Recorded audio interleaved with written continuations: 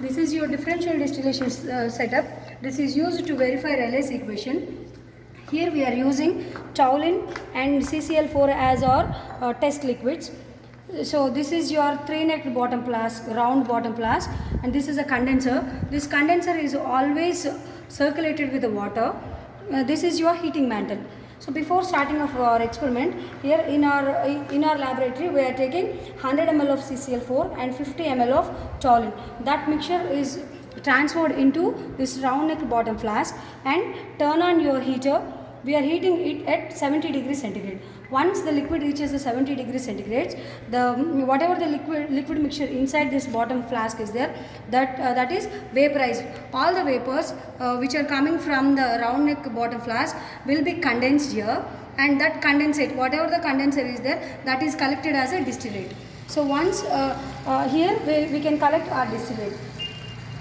In this experiment, once the distillate 70 ml of distillate is collected, you can turn off or you can stop your experiment. So whatever the remaining thing is there, that is called residue. So this is a residue, leftover liquid in this bottom flask is called residue, and whatever the condensate collected, that condensate is called distillate. So once we have done our experiment, we have to measure the refractive index to know the concentration of CCl4 and toluene.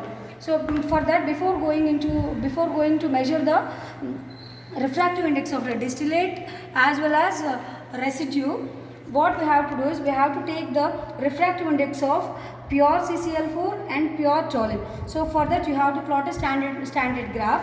So for that what we'll take is we'll take a 10 ml of CCl4 and 0 ml of toluene in one mixture, and you have to note down the refractive index, and again 8 ml of CCl4 and 2 ml of toluene. Like that you have to repeat till 10 ml of toluene and 0 ml of CCl4.